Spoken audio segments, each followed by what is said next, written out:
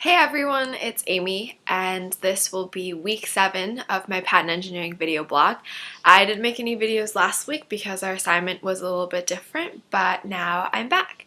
So this week's topic is focusing on the subject of obviousness. As I've discussed in some of my blog posts, there are 3 basic traits that allow something to be patentable. The first is utility, meaning that whatever this innovation or invention is something that's useful and practical. The second is novelty, which means that the invention has to be something new. And the third is obviousness. So with something like novelty, you can disprove it by showing that a certain prior art exists, and all you really need is just one piece of prior art to disprove novelty. Obviousness is a little different. You can show that something is obvious using multiple pieces of prior art.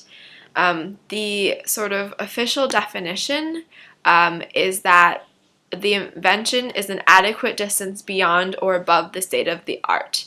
So if that's the case, then the invention is non-obvious and can qualify as patentable.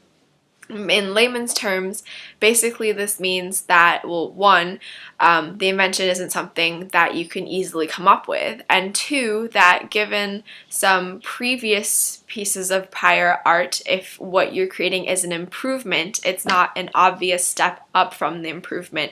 It needs to be something completely new.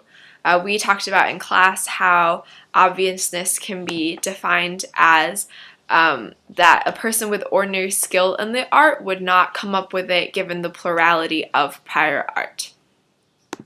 So what's interesting is that actually in Europe the term, instead of using obviousness, is inventive step, and I think this is actually probably a better description of what exactly we're looking for, because it implies that there is sort of an additional step to what you are creating, because a lot of inventions these days are improvements rather than actual inventions on their own. The idea of having enough of an inventive step from what was made before is probably easier to define than something that is obvious.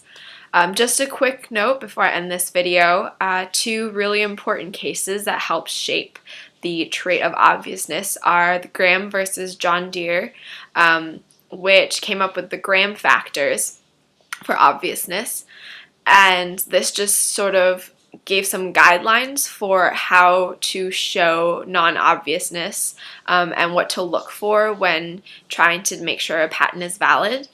And then the second is actually a rather recent case of KSR versus Teleflex, and that just talks about the teaching suggestion motivation test for obviousness and how we should be careful when we're applying it.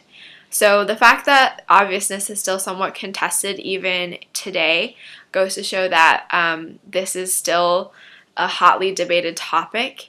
And an interesting thing to note is that obviousness was, or non-obviousness for that fact, was actually not required before the Patent Act of 1952. So it's actually the newest requirement for patentability. What do you guys think about obviousness? Do you think it's a good trait, or do you think it's a little vague if it could use some more definition?